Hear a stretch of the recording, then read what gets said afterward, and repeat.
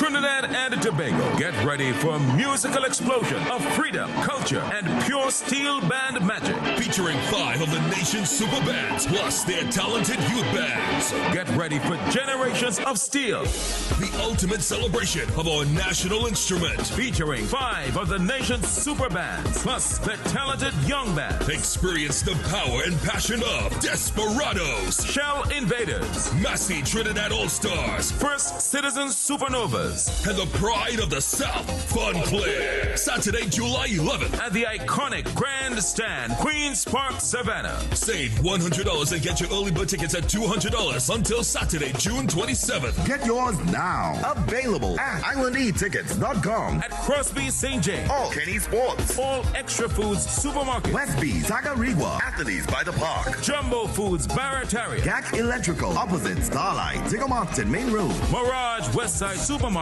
in Arima. And all participating bands. Presented by Super Padman, Dane Gulston and Friends. For more info, call 732-3402. Generations of Steel. In every victory, there's a story. In every defeat, there's a lesson. And behind every headline, there's a truth waiting to be told. Next week, veteran sports journalist Andre Batiste takes you beyond the scores, beyond the medals, and beyond the controversy in a special multi-episode series. The good, the bad, and the ugly of sports in Trinidad and Tobago. Hear from some of the nation's top athletes, administrators, coaches, and the biggest names in local sport as they share their triumphs, challenges, frustrations, and hopes for the future. Airs Wednesday 10th to Friday 12th at 2:30 p.m. Only on WESN, the content capital. WESN.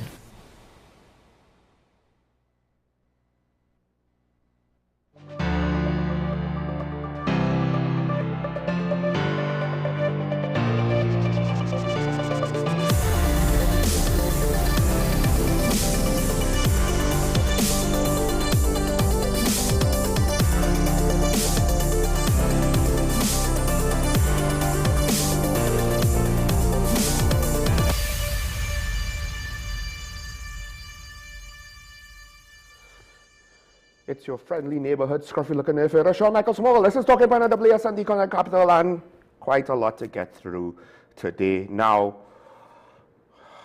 there's some ongoing stuff that I want to speak about this morning before we herald the return.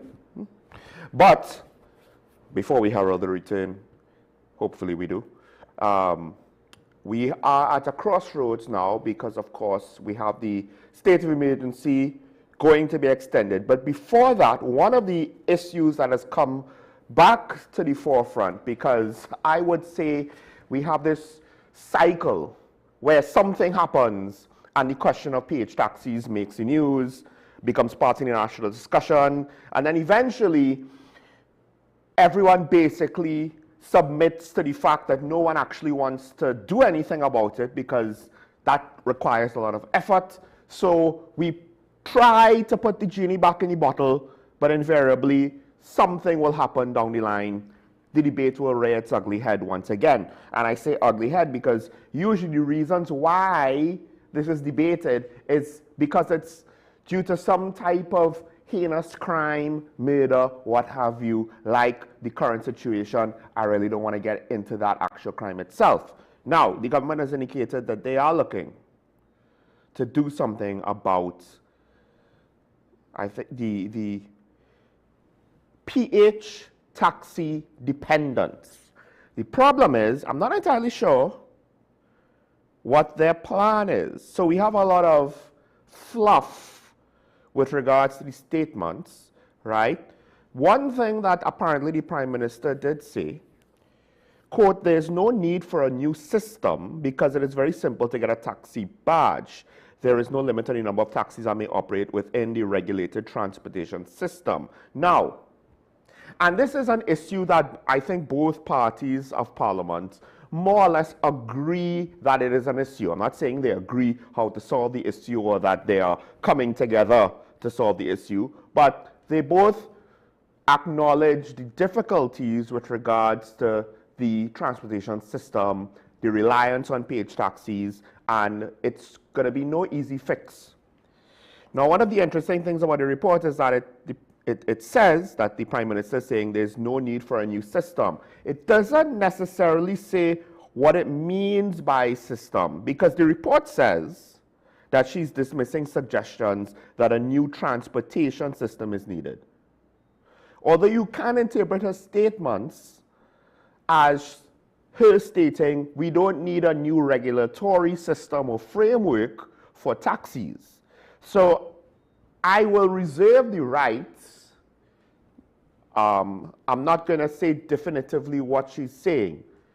But that said, I would argue that the former, a new transportation system, ironically, would be the easiest way to deal with over-reliance on the technically illegal, because it's unregulated, PH taxi driver situation. Because one of the things that came up is how difficult it is to prove that PH taxis are operating because passengers don't want to admit that they're paying for rides.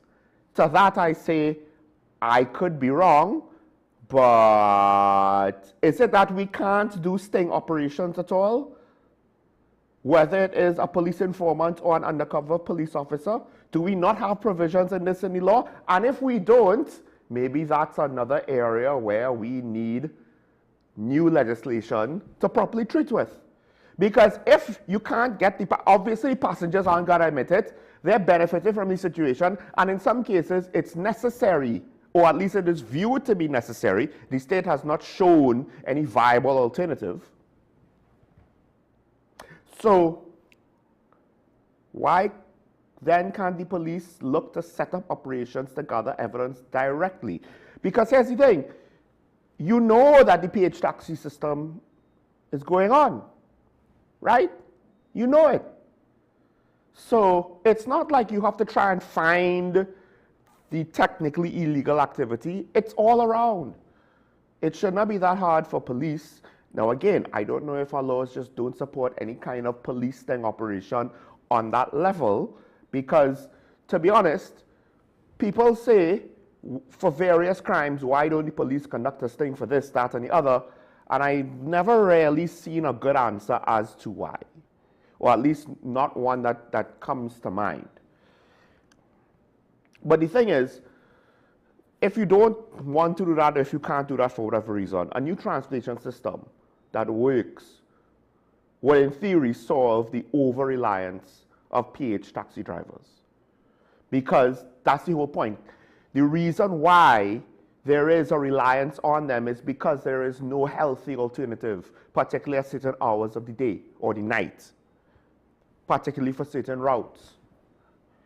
One of the things would be, to what extent is it necessary to try to figure out how to make getting registered as a taxi driver easier. Maybe trying to figure out how to make it somewhat more, whatever the financial burdens are, easier, maybe, right? Of course, maxi taxis, that's a whole different story. But really and truly, part of the issue is the fact that the PTSC is, for the most part, a waste of time when it comes to a national transportation service. For the most part. A national bus service should be carrying a significant amount of the population.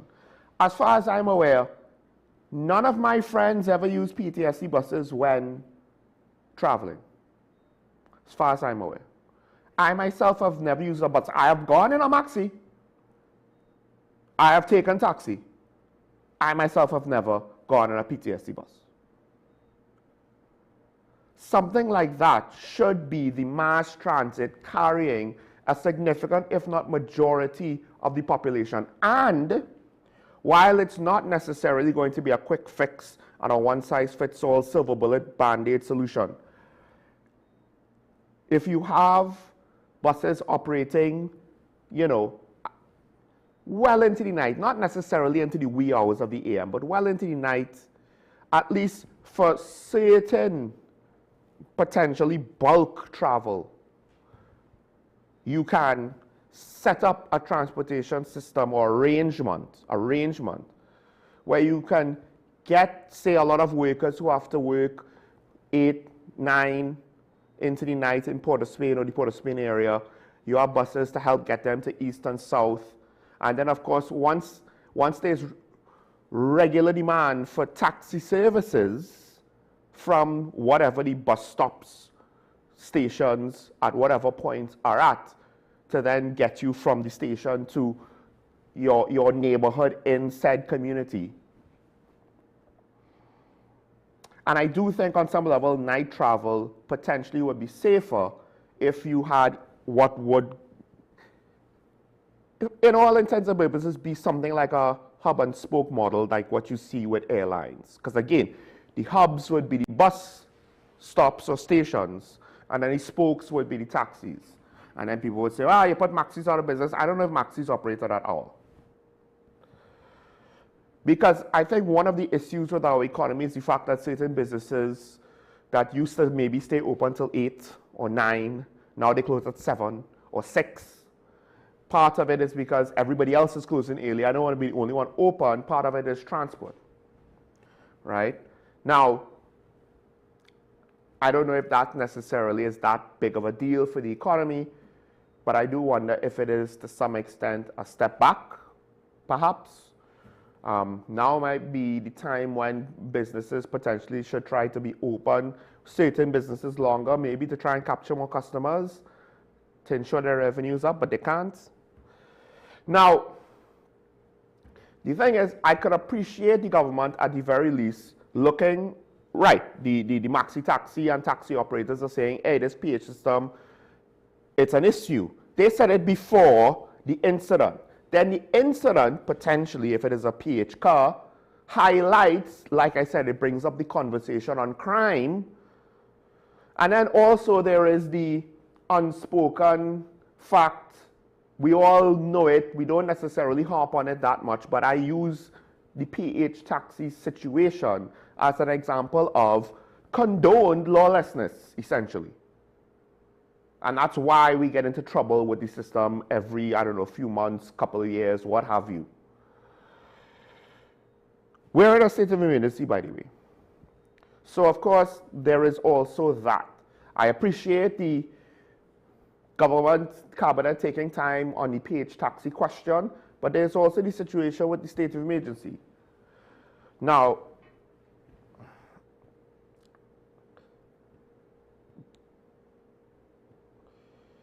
we are coming up to being under necessary for a year. Government is seeking another extension of their second state of emergency. They already extended their first state of emergency twice. One of the interesting things is the reasoning changes. It's almost like if we're playing tennis with the reasoning, right? So first serve to threats against the government, and then, you know, the response was the murder rate.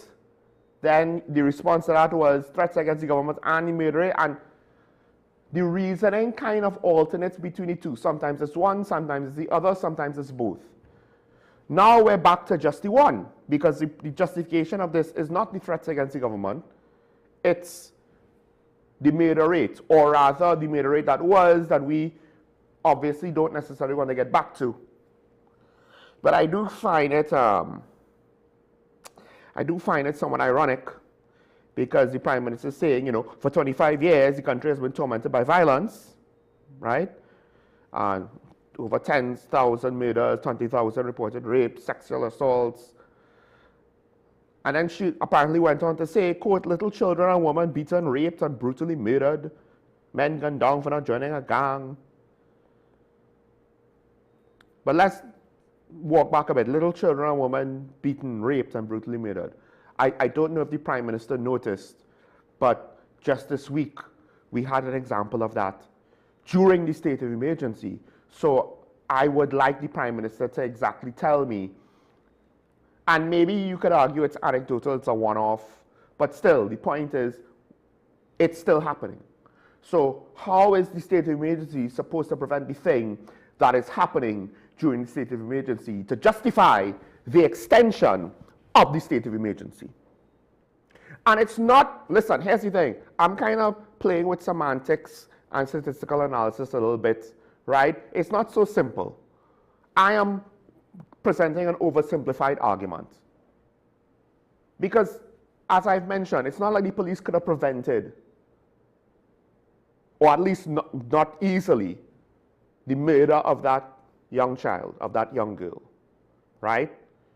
I know this. So for me to say, how is the SOE supposed to prevent the thing that happened during an SOE to justify you extending the SOE? That's a little bit disingenuous. Except it highlights the fact that, in my opinion, while I empathize with the struggles of police officers to deal with certain types of crimes, I don't, with regards to politicians understanding how to craft a message.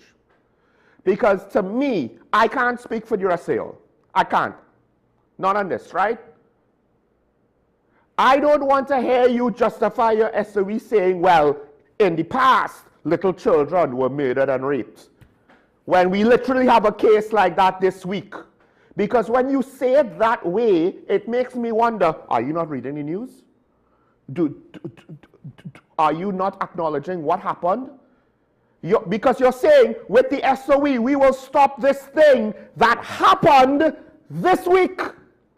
Not last month, not last year. This week. You're claiming your SOE is going to stop this type of heinous crime that just recently happened. And again, that is an oversimplification. The complaint is not that the justification for the SOE is not valid. The complaint is that the justification for the SOE is framed in such a way it makes the Prime Minister come off as though she is oblivious to that murder. And I would just like to know who advised or helped craft this message. You could have said, you could have made the same point and framed it very differently if you just put in some bloody effort. But our politicians do not live in a world where effort to convey complex information and ideas and concepts is something that they practice. They like oversimplification, they like emotional slogans, right? Because that's what this is. Basically, it's an emotional argument. All of those heinous crimes the SOE will prevent without addressing the fact that it just happened under the SOE. What do you think sections of the population are going to think when they see that and they invariably put two and two together? Not everybody is dumb. Not everybody is a minister of cabinet. Yes, I am implying those two things are potentially connected.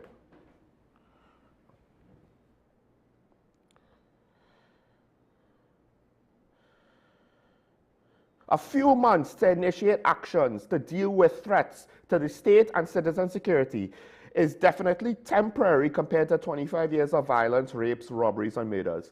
The problem is, I don't know, again, we do not know what's in your brain. We are not judging you by your intent because your intent is unknowable to us. That is the reality I think many humans don't understand in their interpersonal relationships, and many politicians, despite the fact that it should be their job to understand this, do not understand. You are judged by your actions. Your action says most of your administration has been under state of emergency.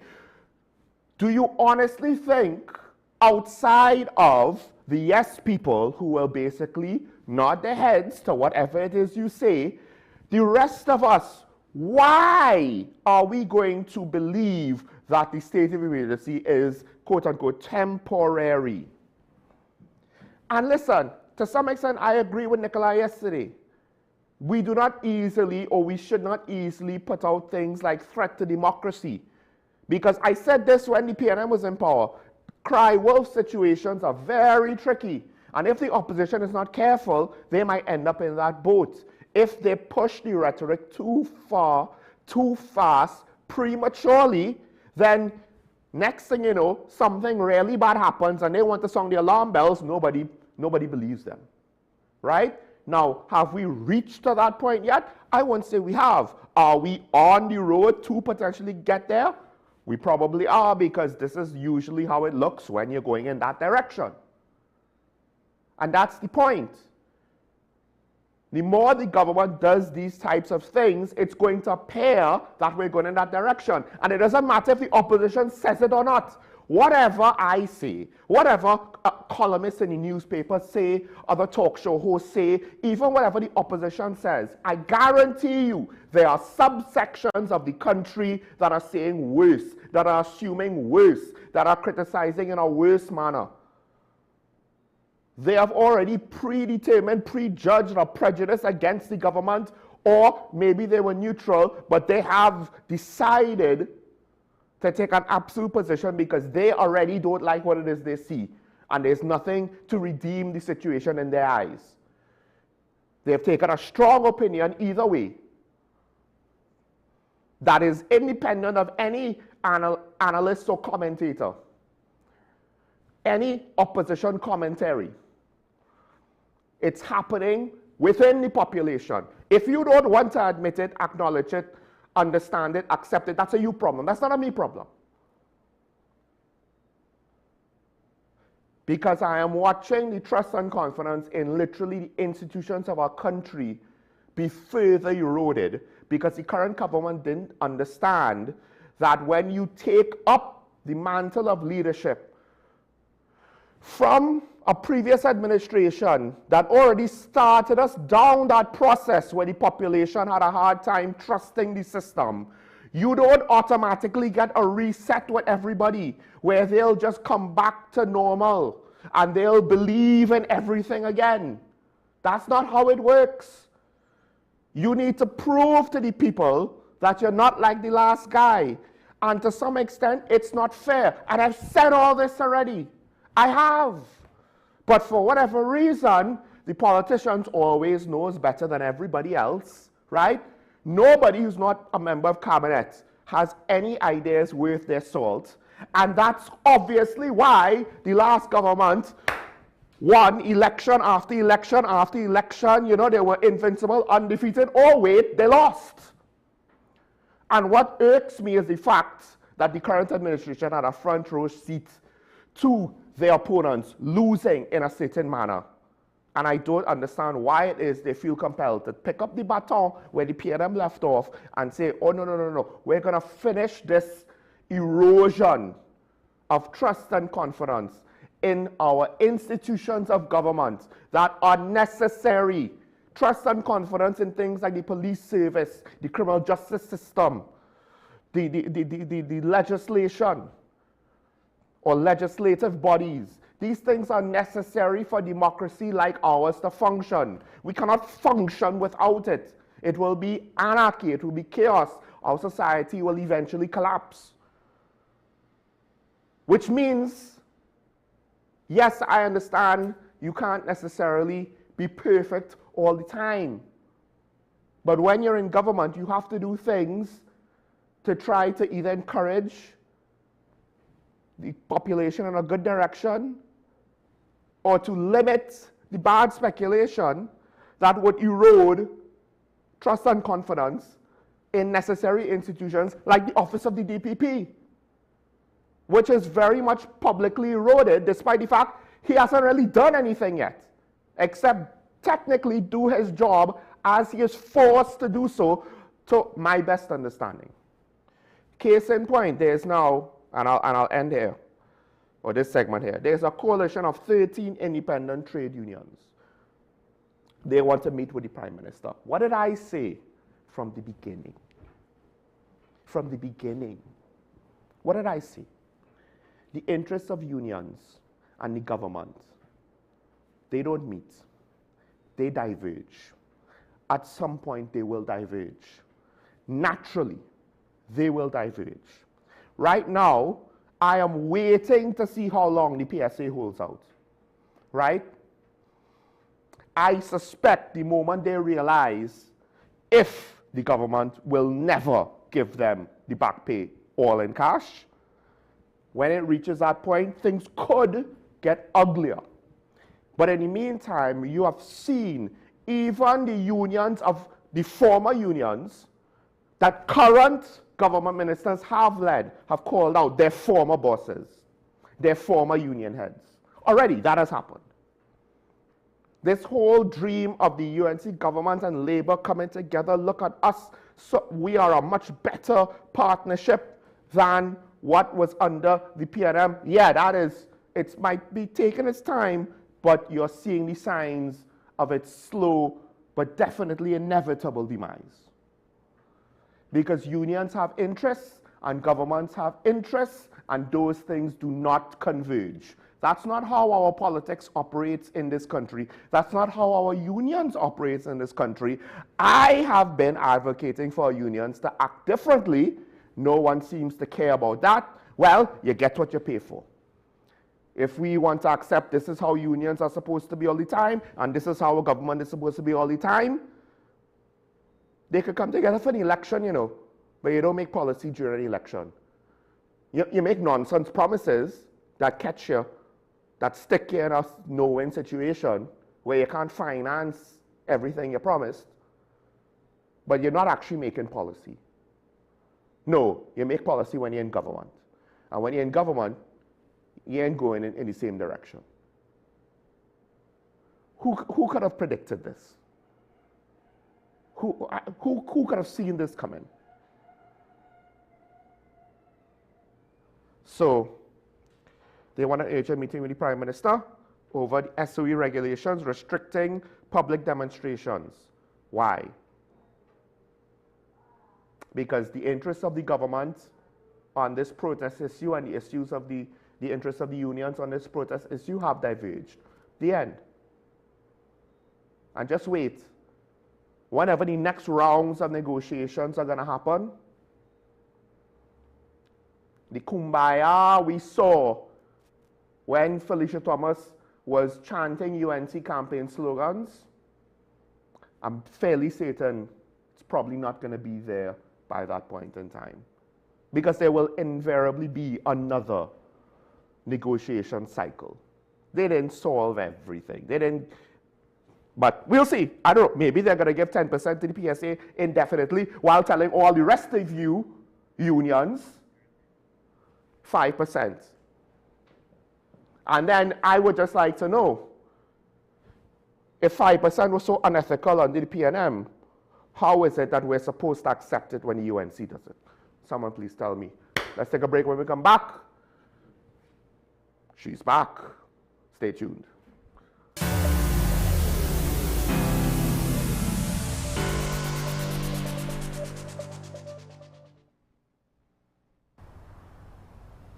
Bill and Ruth fell in love with the Benjamin Moore color Dry Sage, but they tried to match it using another brand's paint. I mean, it's close enough. Almost identical, really.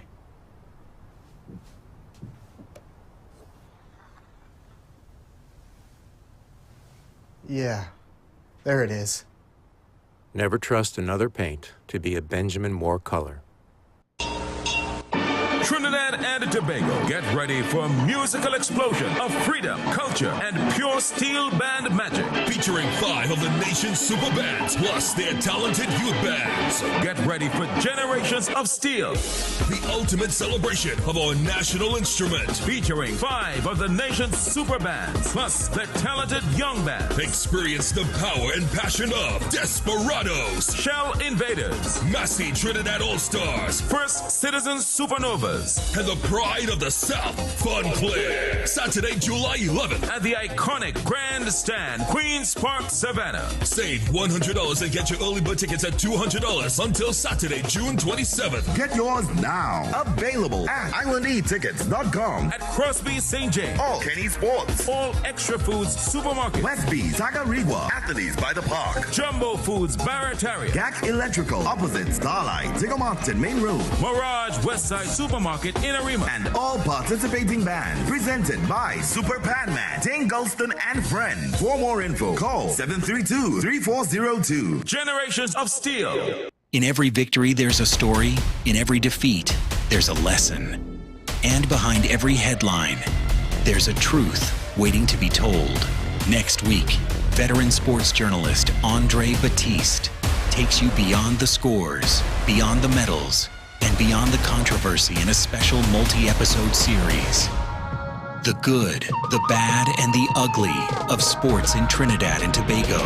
Hear from some of the nation's top athletes, administrators, coaches, and the biggest names in local sport as they share their triumphs, challenges, frustrations, and hopes for the future.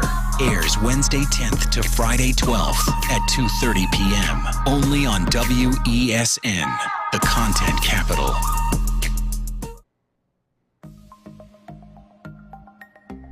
Knowing how to tell authentic is as easy as 1, 2, 3. Find it, match it, search it. Step 1. Find the style number on the tag. Step 2. Match the style number inside the jersey with the number on the tag. Step 3. Search it. A quick Google search of the style number will verify the jersey is authentic when the search results match the jersey being searched. Don't be fooled by counterfeit jerseys. Before you buy, remember to find it, match it, search it. Fan Zone, 2 locations nationwide. Center City Mall, Chaguanas and Movietown, Port of Spain. Nationwide delivery available.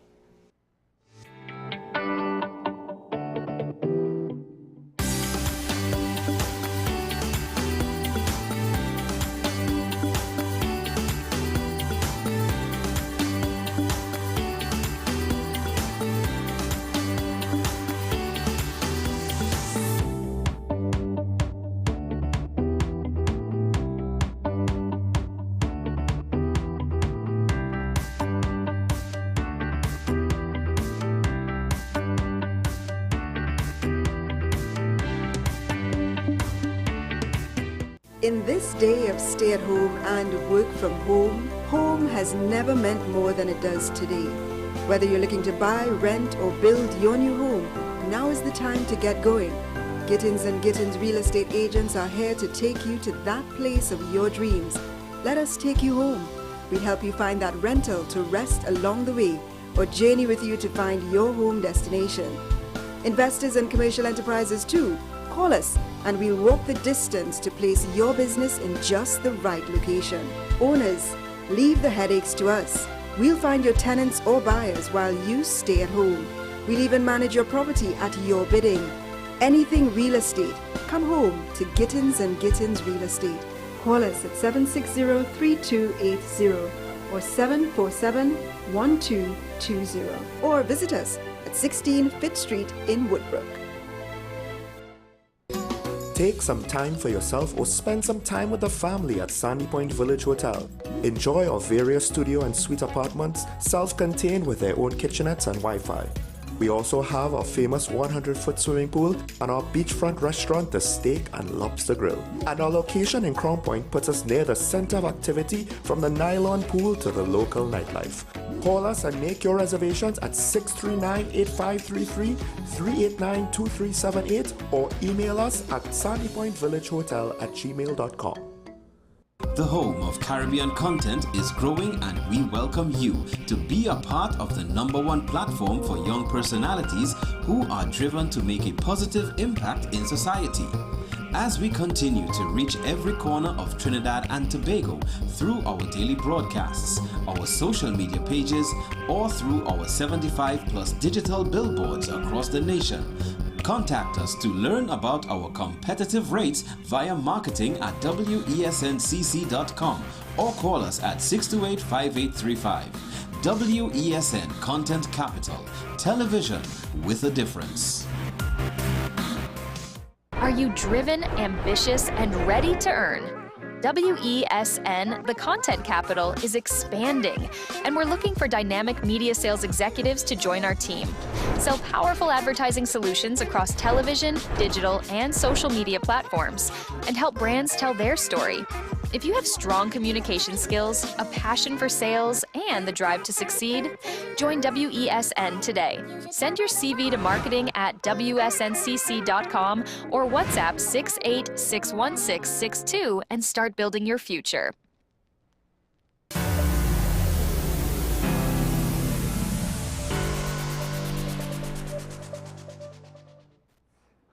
I'm back here talking about the WESN. And folks, the long-awaited return, former Minister of Finance, Attorney at Law, Legal Scholar Extraordinaire, Mrs. Karen Shara is back.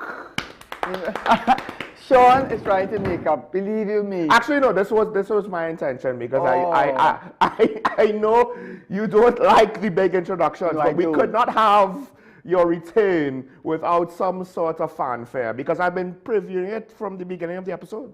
Okay, sure. No, but you know why I said what I said. But in any event, good morning to your viewers. Always happy to be back. In Trinidad, obviously, I was away, yes, but of course, being back at WSN. And my favorite co-host, yes, he is, still, in spite of, as I will also say. I feel, though, that I'm like your favorite co-host by default. Okay, that is true, but if I had to choose, I'd choose you, okay? But any event. I'm not sure if I'm the only option, but it's not as though she has like 10 options. Okay, so go ahead with what the topic is today. Well, so we have one situation that we know is the upcoming mid-year budget review.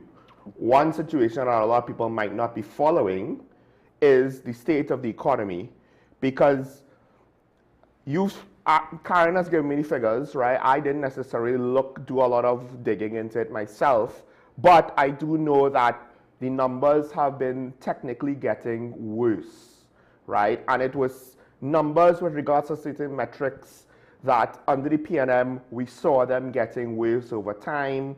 And of course, while we don't necessarily expect the government to fix everything, there's still concerns because it seems as though nothing has been done to arrest the problem and try to get it to reverse before things get worse. And I'm speaking about our GDP situation, our debt to GDP situation, or at least potentially our budget deficit versus revenue situation, which the government is not necessarily making it easy or straightforward to interpret, but you could still get some interpretation out of it. And of course, things like inflation, things like unemployment or labor force participation, all of these metrics, import cover, foreign exchange reserve, you know, we knew that they were not necessarily going to hold up if we just did nothing. They weren't just going to be maintained. But on some level, I don't know if I expected some of the metrics that Karen has covered to be quite at the level that they're at as soon as they've reached. Yes, and that's what I'm here today to speak about. Now, this is not my opinion. I mean, you form your opinion based on the data, but the data comes from, yes, from the central bank. Central Bank did a monetary policy report in May of 2026, so it's very recent. Look at that. You could look at the IMF report also, because the IMF report, Moody's, well, of course, that controversy with regard to NGC has not helped. Standard & Poor's statement regarding the liquidity position with Trinidad and Tobago a few months ago, both of which, that is Standard & Poor's and Moody's, sovereign rating agencies, have given an outlook that is negative. So you can look at all of those sources and come to your own conclusion about what we are facing in Trinidad and Tobago. So what is a mid-year review? I'm just looking at it in projecting what perhaps the minister may have to deal with when he presents the mid-year review, which is the supplemental appropriation bill. In June, I believe June 15 is the date on which it is set to be, at least that is coming from the Parliament gave those dates, if I am not incorrect. Yes, Parliament had given those dates. So let's start with what was said by Minister Tanku when he delivered the budget for the fiscal year, for the tax year starting, I believe, in September, late September. And what he had said there, and we know that Trinidad and Tobago is an energy-based economy, price and production of energy products, which is natural gas and oil, primarily natural gas, price and production really set the stage for what the revenue position will be for this country. And that is a fact. I don't think anyone is going to say otherwise. So what did he have to say? Well, when he presented the budget, he said that he anticipated that the price of oil would be $73.25 per barrel, which was down from $77.80 per barrel, which I believe the previous administration had given it. Well, we know that it's not that. We know because of the Iran, United States, Strait of Hormuz global war that is going on, the closure of the Strait of Hormuz has sent oil prices, energy prices skyrocketing, and presumably we would benefit from that because we are an energy-based economy. Unfortunately, I don't think that is the case. So let's look at I want to look at the revenue position. I want to look at what the expenditure position should be when the minister presents, and then what are the macroeconomic indicators of the health and strength of our economy, which would come from the central bank, which pulls that data from the various ministries as well as from the CSO. So that is where I have gotten. And also you have, as I said, the monetary policy report of, I think it's May 2026, coming from the central bank. Very helpful, I thought. So starting with the revenue position, I believe that Minister Tanku had indicated that we would have a revenue position of $55 billion, and that was based on, obviously, pricing and production of natural gas and of oil. What has happened with natural gas? Even with all that is going on in the Middle East, where prices have skyrocketed, remember, we are not an oil economy. We are a natural gas economy. He put the price at $4.25. It's not trading at that. It's trading at $3.50. You can look it up. Yeah, by the way, I looked it up yesterday. By the way, let me just be clear, because just in case there is a misunderstanding, I asked for assistance from Sean, because we discussed this the day before, and I said, Sean, you know, some things I might slip, some things I may not put the emphasis on, so I'm discussing it with you. Please feel free. I want you to participate. So he's not budging it. He's not coming in. I'm not interrupting. No, he's not interrupting. Unnecessarily. No, I am technically interrupting. Yeah, no, you're not interrupting. And so I just want to make that clear. I've asked him to assist me. And therefore, if he assists me, hopefully I will assist you in understanding our position, at least my position with regard to the economy of Trinidad and Tobago. So coming back to the point with the natural gas, we have an issue of production. The central bank has said so, Standard & Poor's has said so, IMF has said so, Moody's has said so, Nutrien has shut down their 5 utilities because of price and a shortage of natural gas. So the question of production is no issue that there is a shortage of natural gas in Trinidad. But apart from that, the pricing, we priced it at $4.25. That is what Minister Tanku priced it when he presented the budget in September of last year for the 25-26 period. And he priced it at $4.25 compared to what I think the previous administration had put it at $3.59. Now, what is it pricing at? It's pricing at, and you can look it up, I'm shown too, at $3 to $3.20 per MMBTU, which is the British thermal units. And they actually anticipate it will even go down further to $2.67 per MMBTU.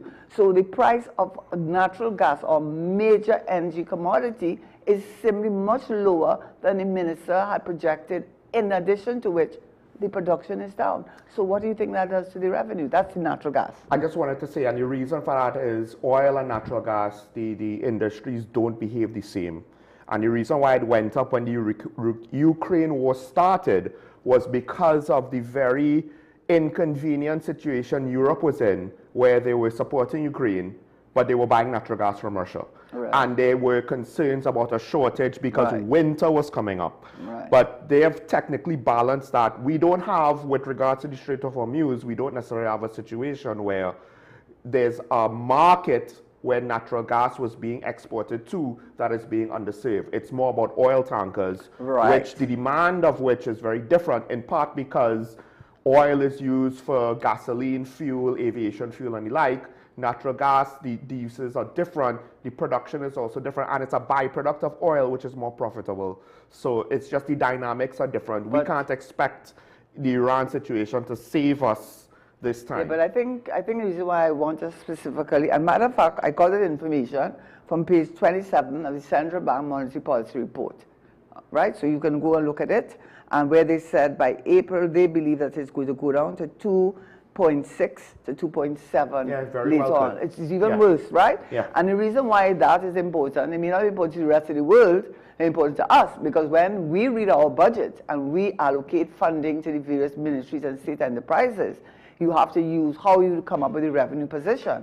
And they come up with the revenue position based on what they project to be the price of natural gas and, well, of course, the production. So even if it isn't doing well in the rest of the world, and it's not, for whatever reason, it's not doing well in the rest of the world, the fact that the minister could come to the parliament and premise his revenue position on natural gas and oil, which I'll look at soon, on both of them, and to see that the price that he puts on natural gas is way above what it is trending in the global market, even if he has contracts, even there are other indicators that would push up that price. It definitely is a far call. 425 is a far call from what you're seeing in the market right now. Yeah, because if it goes down to under $3, that's what they anticipate it will. Then that's literally half, right? Yes. Now maybe by the time it gets there, it will be the next financial year different So budget. what that means?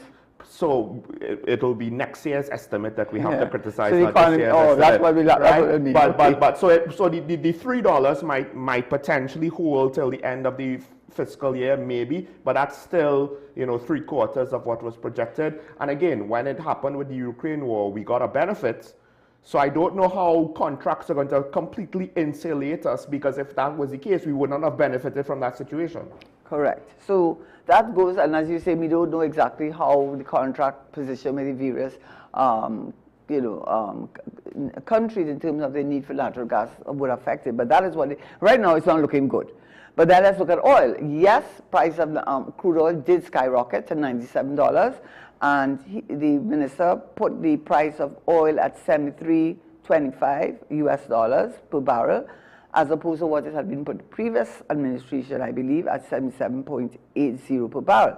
But that's still bad, because even if the crude oil prices have gone up significantly, and it has, our production is extraordinarily low. Extraordinary. It's 50,000 barrels per day, going down. Well, I know in the heydays of the 80s, it was 240,000 barrels per day. Even then, we still used to import crude oil, sweet crude oil, right? So the point of the matter is that even if the crude oil prices have gone up significantly, it's not the crude oil that we really want. We are is refining that crude oil for gasoline, aviation oil, for diesel. That's what we want. And what is the position with our refinery? It's shut down. I'm not going to go into the argument about the refinery. The point is, we have to export the oil. Now, when we export the oil, you can say, yes, well, we make money on the export of the oil because we are making more, $97 per barrel, as opposed to what it was previously. We've had a significant increase in the price of oil. But when we export the oil, it is to export the oil for it to be refined and to be re-imported, which we use our foreign exchange to do that, to buy the diesel, to buy the aviation oil, to buy the gasoline. So whatever benefits that we could have gotten short term from exporting oil and the foreign exchange that would have been earned from that is really negated when we have to import that very same fuel, refined fuel, in this country, using as the base for the crude oil price that these countries are using, $97, and paying for that fuel in foreign exchange. And if we doubted that, we know that, I think in the last administration, Para Trading, which is one of the companies, subsidiary companies under the holding company of Trinidad and Tobago Petroleum Holding Limited, was had requested and did this, published a letter actually, requesting from the Minister of Finance $500 million US, because the creditors were offshore with the fuel and were not providing, were not prepared to give the government the benefits of that fuel unless their bills were paid. And the reason that the bills were not being paid is, my understanding, is because of the impact of the taxes. Apparently, but this is what I had, my understanding is that the taxes had not been paid, as well as the impact of fuel subsidy. In any event, we are seeing that whatever benefit we are getting from the increased price of crude oil is really mitigated or negated or neutralized by the fact that we do not refine it, we have to import it, and we're importing it using our foreign exchange. As a result of which, bottom line is our revenue position is not good, even though one would have thought that since energy prices, and I have a feeling they're more dealing with gasoline, diesel, aviation, refined fuels from crude oil rather than natural gas, that we have really not benefited from those increases. And these figures I'm giving you figures that have come out after the Iran war, with Iran-US war, the Strait of Hormuz closure, which would have put prices even higher than they were when the budget was read. So what do we have? When the budget was read, the then minister presented using price and production, which we know natural gas production is way down. We also know oil production is way down, including pricing. He put the revenue position based on his projection of what it would have been at 55.3 billion, and he put the expenditure at 59.2 billion. And so we know, based on that, there was a fiscal deficit of, I think about 3.8 billion was the fiscal deficit, which the minister, I would have to say, boasted about how comparatively low the deficit was as compared to the previous administration. Or that is my understanding. 3.8 billion is what the deficit would have been, or using their terminology, 2.2% of the GDP, gross domestic product. In fact, it's now that the Prime Minister has announced that the additional revenue will be required, and therefore more expenditure of nearly $3 billion, we're moving from 3.8 billion to 6.7 billion, or fiscal deficit of more than half of what it had been, what we were told at the where the budget was, or the appropriation bill was presented to Parliament for passage to enact. So, you know, you wonder then, did they know that this was, did they not know that they had this additional expenditure? Because that additional expenditure is classified as recurrent expenditure and is broken down to the salaries owed to public servants. That is what it is. And in fact, that issue was brought up by the then former Minister of Finance, Colin Boots, at a Finance Committee meeting. He said, where's the line item expenditure for the payment to the public servants? So you have not included that in your budget. And my understanding was that Minister Tanku said that he did not include it when he had to respond at the Finance Committee meeting because it was unconfirmed. Though I don't know if there's a difference between unconfirmed and unsettled. But I just... Unconfirmed. I don't understand... I'm using his word. He used unconfirmed. You're doing wage negotiations. The rate in some cases have been basically settled for certain periods at least. You have this back pay question for more than one union, by the way, because I think Tutor also... Yes, it's all the public service, not only one, it's a number of them. And then, of course, NUGFW, you increase their wages, so you're talking about the back pay plus the increase in wages for this year, right? And which you knew was coming down the pipeline. Which you knew was happening. But note the words, huh? He used this, I looked at the words, he said it was unconfirmed. That is Minister Tankwa. He said because it was unconfirmed, according to him, it would be irresponsible and lacking in transparency for him to put that as a line item of expenditure when it had yet to be confirmed. So there is a big difference between the word confirmed and settled. The problem is, the flip side is, how is it responsible to say, well, we know we have a large expenditure to add to the budget, but because we know what it is, we're just going to leave it out, and, you know, whatever the numbers are, look how great they look. Look how great, it's fine. Because essentially, when they presented a deficit at the initial budget presentation, which again, many of the important line ministers of line ministries, of major line items, right, did not speak. One of the things that he did not include in his deficits was any expenditures for the campaign promises, because they made a big stink about promises made, promises kept, over and over and over and over. Promises made, promises kept. But we don't know. It could be 0% for the PSA. We don't know what it is. That was the justification, which is very hard to take seriously. And essentially, you presented a deficit of $3 billion. 3.8 billion. No, I think it was 3.8. Okay, 3.8 billion, right? When you knew that you have this thing coming up, and it should not have been hard to run the numbers, the back pay at 10%. I think that was the 3.8, to be honest, but I could be wrong. He said that it was 3.8 billion, or 2.2% of GDP. But if you now that the Prime Minister says you've got to pay the 2.9 billion, which is nearly 3 billion, it is an increase the fiscal deficit from 3.8 to 6.7 billion, or 5 point something of GDP. I just find it's a lot of semantics. Well, true. Right? to try to ensure that deficit figure is Right. presented as low as possible when the Yeah, reality true. is if Yeah. you owe these people money because you made promises that you allegedly, you claim to have kept the promises when you're actually also claiming, well, we don't know what the promises are going to be. We might actually pay nothing. Like, how this semantic games. That's not good. Right? Now, granted, I will admit, because I complained that the former Minister of Finance did similar. But I don't know if he did it quite like this. For it to be so blatant with regards to him playing semantic words with his justification statement. Not necessarily, no. Not necessarily, no. I just think it's more insulting. It's not necessarily leaving the country in a better position. It's not better for the country. Minister Mbito was not better for the country. But at least it wasn't quite as blatant, because, in part because the issue with the PNM was the deficit was low because they just didn't spend the money on things they were supposed to spend it on. Okay, good. Right? So when the police was stating that the officers had to buy feed for their horses and their canines because the police didn't have the money allocated to them for that expenditure, right? Things like that. Yeah. The money isn't actually going, but under Minister Tanku, we know the money is going out there, at least to some extent. We do. Yeah, so that 2.93 or 3 billion that the Prime Minister spoke to really was the money that had already been, well, should have been allocated and had been brought up by the former minister, and why wasn't it a line item in expenditure? Could there have been an estimate? Could there have been an estimate? We estimate the prices. Well, you know, that's...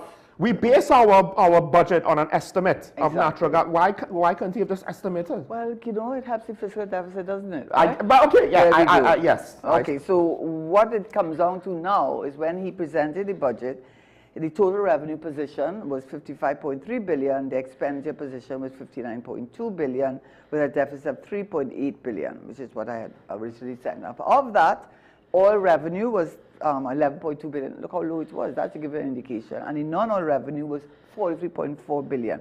What is that non-oil revenue? We're borrowing and borrowing and taxing and taxing and taxing. That's what that non-oil revenue is.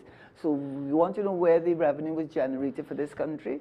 The revenue was generated, I mean, by the way, we're facing it right now, which is the landlord business surcharge, which is a one-time registration fee. That's very high, you know. I have to say, you know, 2,500. Why 2,500? That is really high. I mean, there are many people who are retired who rent properties not because they are millionaires. Yes, there are people who are millionaires, but let them pay the surcharge, which is 2.5%.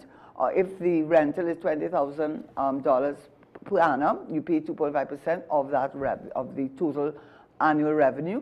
Or if it is more than 20,000, where you're dealing with people who are supposedly have money, it's 3.5%. But when you are putting 2,500, I find that was it was harsh, given also the other taxes that were imposed.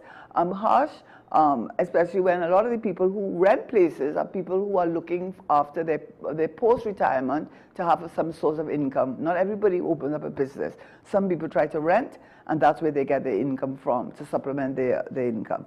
And then on top of that now, you have the taxes, the charges, and charges and excise duties. Duties more than doubled. Some cases it was 80% an increase. But and in addition to that, these are taxes. The custom processing fees, they doubled. The custom declaration fees doubled. Environmental tire tax, well, they need to look at the roads, because those roads are destroying your tires. You know, and yet you have to pay. Yes, they are, and they have doubled it, I think, from $40 to $80. But everything has been doubled. Then they have the custom duties on luxury cars. But where the contradiction to me is the landlord business surcharge, which I understand you're saying where there are people with money who are renting, and landlords are sitting on, you know, and making so much from renting their property, either to government, to ministries, to state enterprises, private enterprises.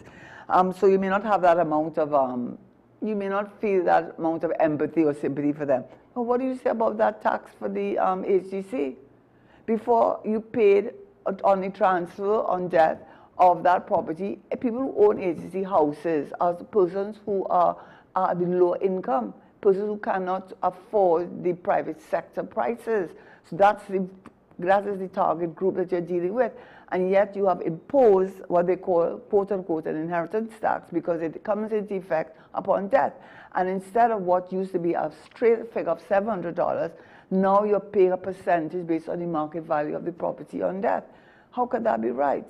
How can you justify that when, you know, there's a difficulty with that? Then you have the penalty on offenses.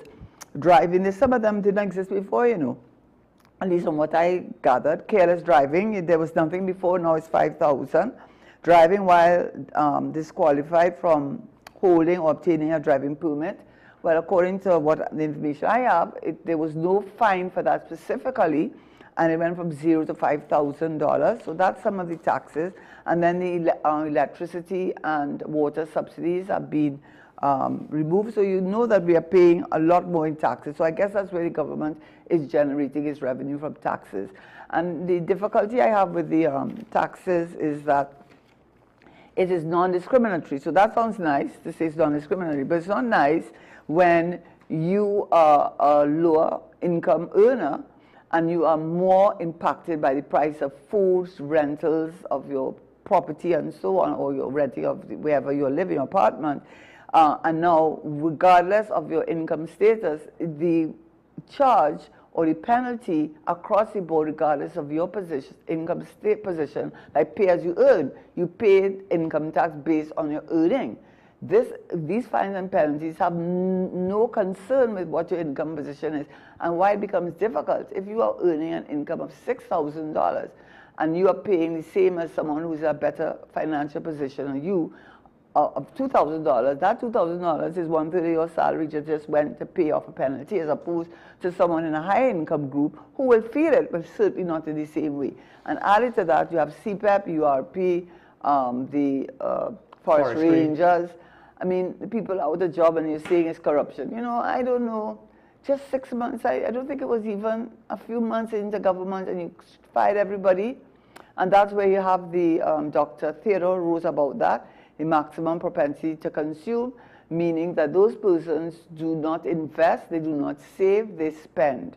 And they spend and they stimulate the economy, keep the engine of the economy going, because instead of being put away or spent abroad in Miami or New York on vacation, which nothing's wrong with that, but I'm just saying those persons who fall into that income group play an important role in keep stimulating the economy and having the multiplier effect, so that they spend money on going to, well, maybe I'll just use an example of the restaurant, or they buy a doubles, or they buy roti, or they go and go to the tailor to fix their clothes, or to make a uniform for their children, or they go to on the maxi taxi because they don't have a car.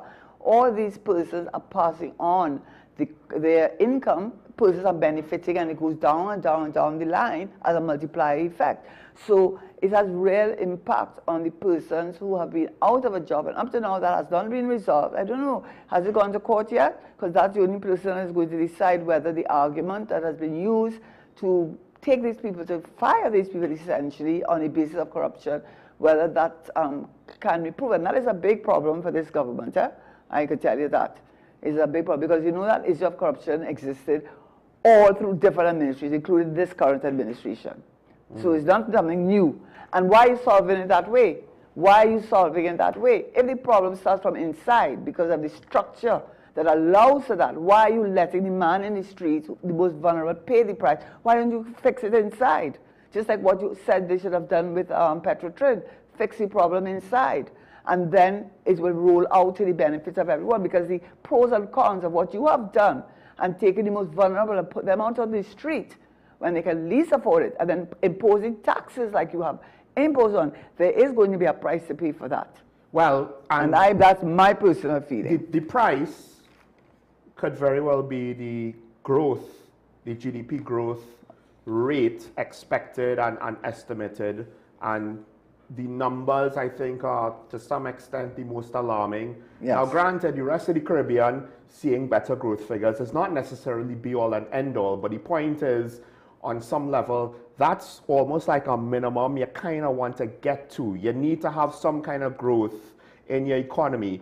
Otherwise, a stagnant economy with zero growth is actually not holding strain. You're actually losing ground, because there will always be some degree of inflation around you. Even if our local inflation is relatively under control, we import everything. from the rest of the world. Their inflation is not beholden to our inflation rate.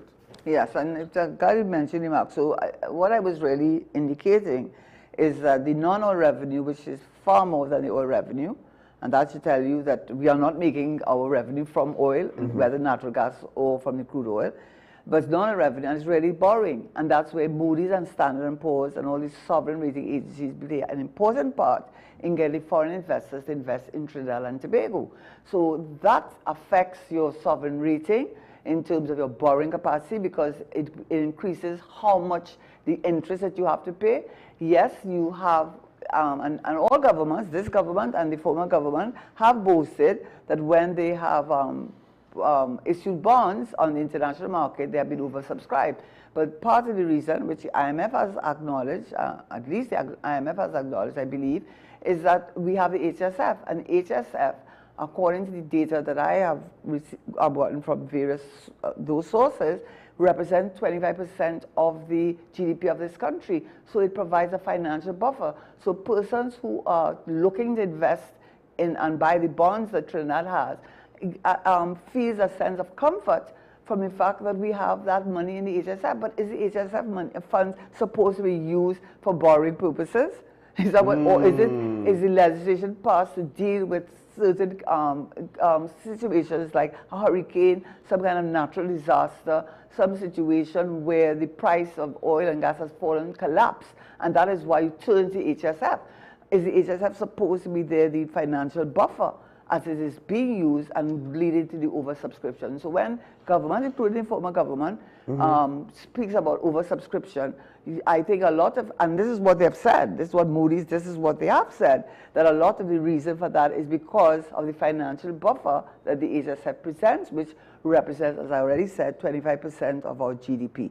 So let's look at the macroeconomic indicators to see where we are. I just wanted to say, also, that's part of our import cover. That is to say, we could keep importing things if we have any disruption to foreign exchange. And I've complained that the former administration kind of used the same funds to basically be reserved for both situations. The reality is, if the chickens come home to roost at the same time, we can't use one set of money to pay for two things. Correct. So let's look at some of the macroeconomic indicators that I've pulled either from IMF, from Central Bank has been very helpful with that. And so this is one, the real growth. Now that is something you have to pay attention to, because how are your economies growing? And according to the data, and they've all said the same thing, from a 2.5% increase in growth, real growth, meaning that you're not just the pricing has increased for the products you're producing, but the products you're producing have actually increased. The real growth, as opposed to nominal growth, in 2024 was 2.5%. Now it's 0.8%, according to the IMF. And it's anticipated that it will go to 0.7% by next year. That is the growth. And then after you look at the growth, you also have to look at the unemployment. Yes, it has been reduced from 4.8% to 4.6%, but even though that has happened, you have to, and CSO will tell you that. If you read CSO, they will tell you don't just look at the unemployment rate, you have to look at the labor force participation rate, because that is what the unemployment rate is going to be calculated upon. And the labor force participation rate, as we know, it's persons who are under 16, persons who are institution, housewives, persons, students that are not included in the labor force participation rate. But our labor force participation rate has been falling. In 2024, quarter 4 of 2024, it was 55.5%. In quarter 4 of 2025, it was 55.1%. And I don't want to get this wrong, but I'm almost, in 2026 is anticipated that it will go to 55.1%. That is what it is right now. The point is that the labor force participation rate has fallen from the heights of over 60% to now below 55.5%. So you have to look at the unemployment rate has to be looked at what is happening with the decrease or the deterioration or decline in the participation. How many people are participating in the economy? And I just want to say, to be fair to Karen, she's been talking about this since the last administration. So it's not like, oh, the UNC won the election, now we're going to pull labor force participation and start a complaint. No. It's been a concern, and the concern has not been addressed, right? And the other thing too, of course, is the public sector debt. Again, all the data is showing that the public sector debt has gone from 81% of GDP, or the value of the gross of all the goods and services that you produce in a fiscal tax year, from 81% of that to 84%. So you have public sector debt, you have the unemployment, foreign exchange reserves. The minister, Tanku, I'm sorry, but this is what he did say, I seem like he was boasting. He said that we had a foreign exchange reserve position of 11.497 billion in 2014. He said by March 2025, it had, well, he gave the figure of March 2025, it had gone to 5.2 billion, and is anticipated, this is from the central bank also, that it is anticipated that it will fall to 4.6 billion. This is under this administration. So the foreign exchange reserves is in a serious position, Our public sector debt is really very high. It has increased. Our growth has decreased significantly and not expected to go in the upward trajectory. And then we have the, what are the figures that I picked up? The inflation rate. So we do have a low inflation rate, at 0.4%. Now, I am just pulling what the data that has been given, but I think the First Citizens Bank was one of these sources. IMF may have been another source.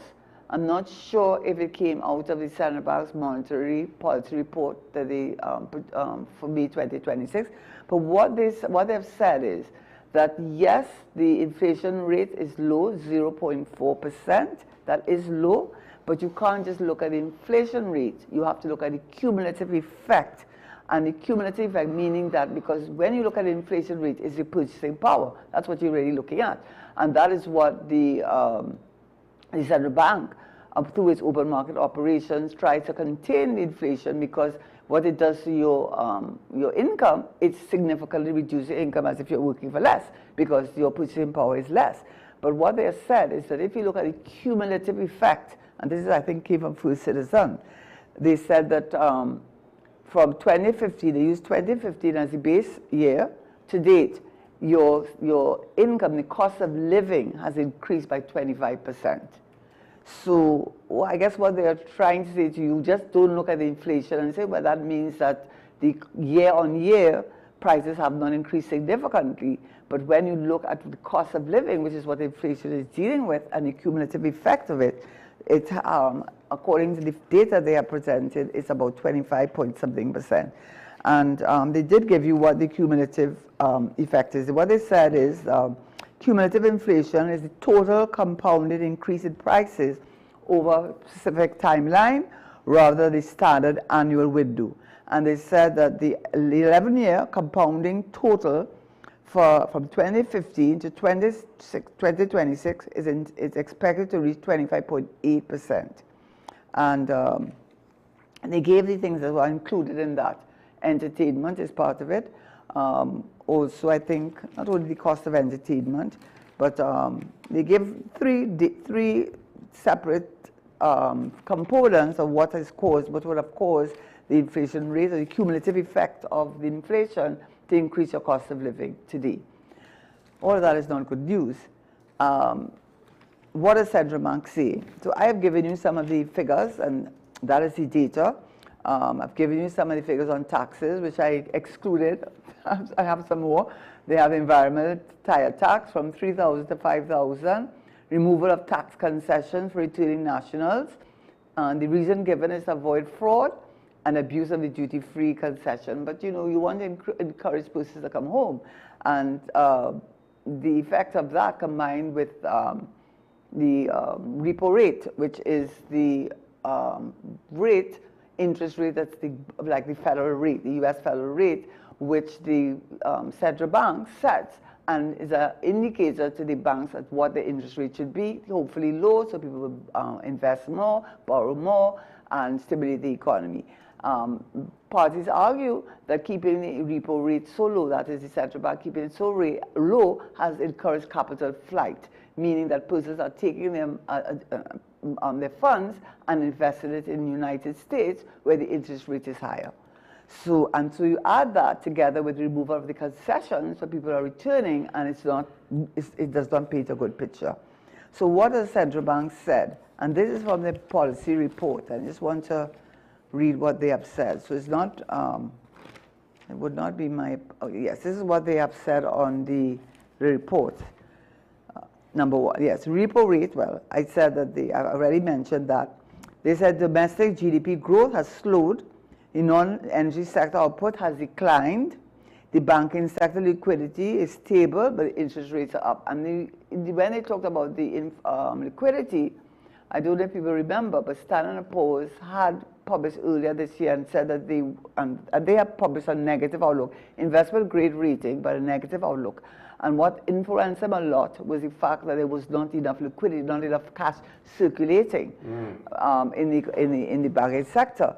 And this is where the central bank stepped in and injected funds into the banks in order to increase the liquidity and also the reserve requirement, which is what the central bank requires banks or commercial entities to retain in cash, so that in the event that there is a call on cash, that they have available cash. They reduce the amount that they are required to keep in cash as a reserve requirement from 14% to 10%. The central bank injected money into the banks in order to give them more liquidity. So when you're looking at the bank sector liquidity, that was a big issue very recently, and Standard & Poor's indicated that that did influence a negative outlook for Trinidad and Tobago. So coming back to the central bank report, it says the unemployment rate has slipped from 4.8 to 4.6 for responding period. However, labor force participation rate fell to 54.9 from 55.5, which I've already dealt with. The non-energy sector diminished, and it continues to remain so for Q4 of 2025. The export revenue in energy and non-energy declined by 8.1%. They went on to say in the central bank report, consumer lending decelerated between October 2025 and March 2026. Changes in labor market decelerated market vehicle lending and house improvements. Business lending slowed down in growth in March 2026, year-on-year by 6.6%.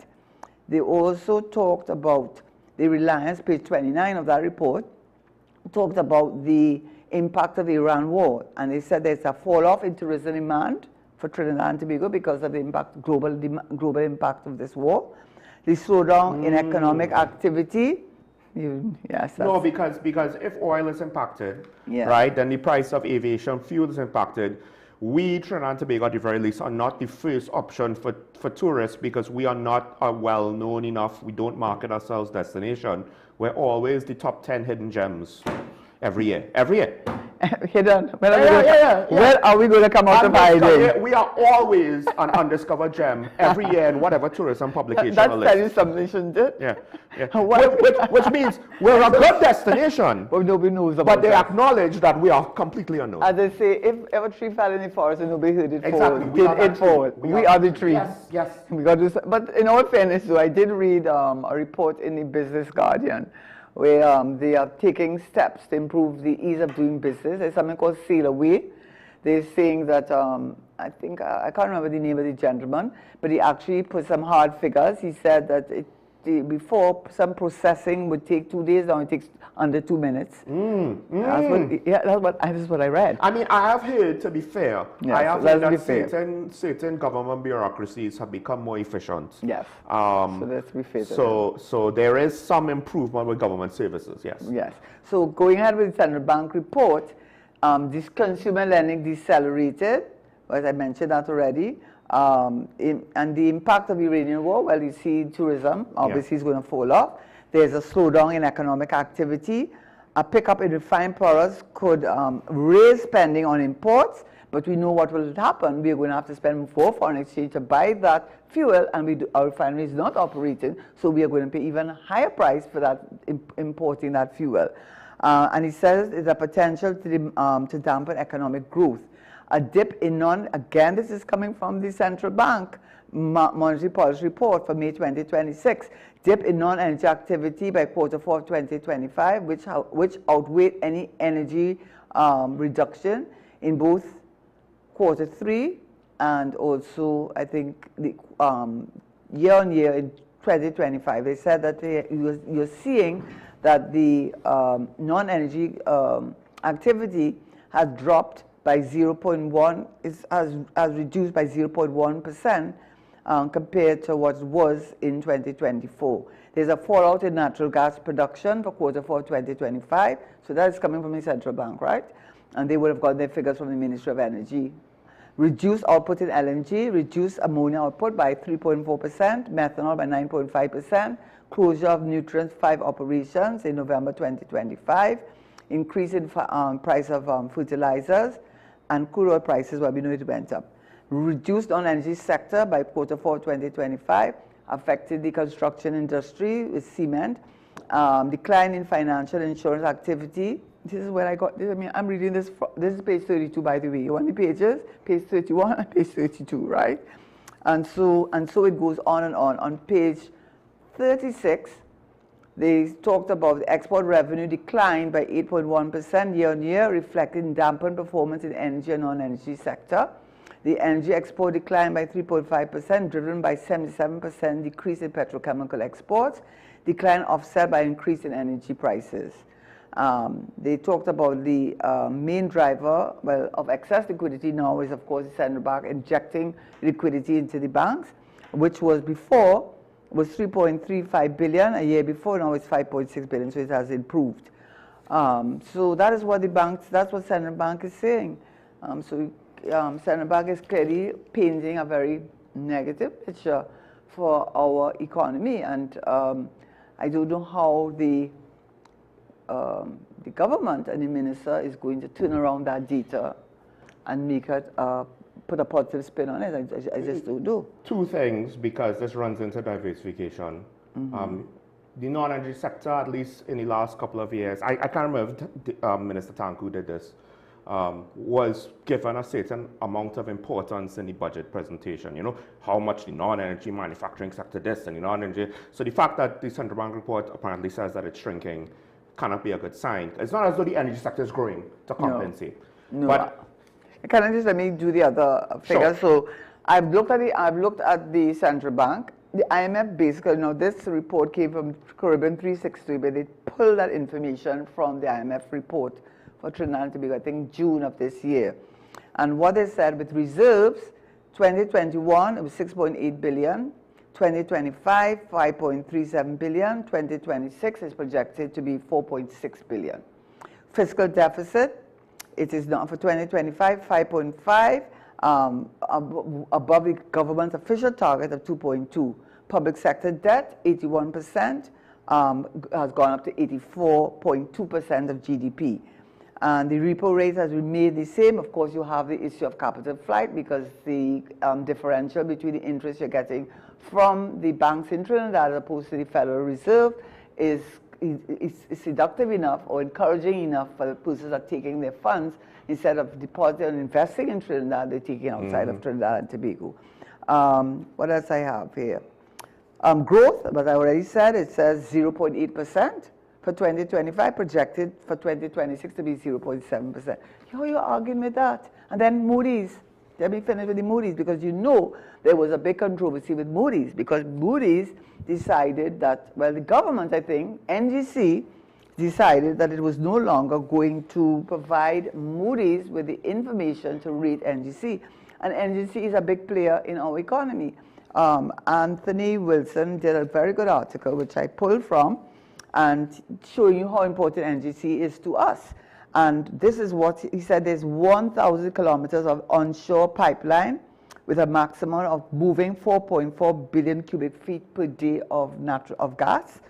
NGC gas sale volumes directed to the domestic petrochemical industry. Ammonia and methanol is a 20% shareholding in Caribbean gas, etc. So they are saying in no uncertain terms that even the sovereign rating that Moody's has given the NGC is impacts really what they consider to be the sovereign rating for Trinidad and Tobago. And one of the arguments has been that part of the reason why NGC is no longer cooperating and providing Moody's with the data is because they gave them a negative outlook previously in a previous rating. And so this was partly responsible for that. But when you look at the reasons, I'm just telling you what they're given as the reasons why Moody has looked at the failure of the government to provide them with the data with the allocation of natural gas in the downstream industries policies, because there is an issue. How and to whom is the natural gas allocated? Because that is the feedstock for nearly every activity in the downstream industry, petrochemical industry. These are the things that have been raised: political interference, lack of transparency, investor confidence in regard to the energy sector. The reason given inadequate information by NGC still continues to be evaluated by Standard & Poor's and so on, but they're saying that what this has done is given a negative impact on how Moody's, which rates the sovereign debt, and NGC is a state-owned entity and a major state-owned entity. And one of the things that it has concerns about is that they're saying that there's a excessive dividend extraction. And what does that mean? Yeah, go ahead. No, you go ahead. No. I have a follow-up after this. Yes, excessive dividend extraction. No, that's what they're saying. They're saying that that the dividends are excessive and they're being used not for building up commercial capacity, but rather for other reasons which are not in the interest of economic growth. I put it that. I would imagine that's what extraction means. It's almost like you're exploiting a resource. They're taking too much out. And just by the way, let's not forget, NGC cut sponsorship to sports and arts and culture at the same time. So where's the money going? For what purpose if it's not commercial? If it's not for the best interest of building up NGC and reinvesting in NGC? Yeah. And this is what they've said. I am saying what they have given as the reasons. Political maneuvering. They say government is forcing, I don't know, NGC away from profitable commercial cooperation to fund unprofitable public policy or social programs. So all of this is to say that the rating agencies have given us, I think Moody's a BA2, which is just, you go a little further and you find yourself looking at maybe a non-investment grade, let me put it that way. And the Standard & Poor's has expressed its concerns about the outlook for Trinidad, and they have spoken about reasons that they have given is they've spoken about the government savings. It's not government savings accounts. Does not have sufficient, they're not sustain also, but also consistency. And now that may be because it's tied in with foreign exchange. From my understanding, part of the problem why we have a problem with foreign exchange is that when I think it was the previous government, when they delayed paying the VAT, they came up with this idea, well, you know what, we'll have this VAT bonds, and we'll sell the VAT bonds. And so all of the energy companies, multinational corporations, bought up these VAT bonds. And when it was time for them to pay their taxes, they cashed in the bonds instead of using the US currency, which they normally would have paid. And that is how we got a lot of our foreign exchange from these multinational energy companies. Now they were being paid by cashing in the VAT bonds, which were paid in TT dollars. So all of these measures have caused Moody's to be concerned about where Trinidad and Tobago is going. They have expressed one of the major concerns is diversification. I know that's nasty will be over here, but it is the word that we have to use, non-energy. As far as I can see, the major plan has been in the revitalization. Government's revitalization plan, which includes waterfront, Port of Spain and San Fernando waterfront, as well as certain national security initiatives, right, including a new major prison and a national security center.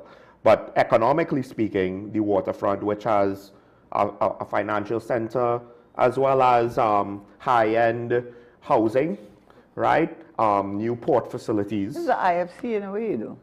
I mean, if I can recall, when we were looking at the International Financial Center, Dubai has. I mean, it's the International Financial Center. It's the new port. I mean, Brian Manning was not entirely wrong when he said sounds like what my father was saying however many years ago. Yeah, but and nothing is wrong with that. We can't. I mean, a good idea is still a good idea, yes. Right, you know, and then we can't go. I mean, what are we going to say? Don't do something because they did it, or don't do something because they did it badly. So what are you going to do? Hold back a country and play that kind of petty politics? So I don't agree with that reasoning. Yes, you could point it out to say that you give the credit where credit is due. But it looks like International Financial Center is where they're heading, and hopefully it will be successful. But as it looks now, you know, the growth, the unemployment, the debt, all what the central bank has said. I think I had the data where the central bank even said that the consumer business, the business community has lost confidence in the economy. The consumer, even in real estate, they're saying because of real estate and home improvement, I think, if I'm not mistaken, there's also been a dampening there because of increased taxes. So the picture is not a good picture. The media review, I am looking forward to hearing what Minister Tanku has to say. And I would just want to add that whatever I have said today is not said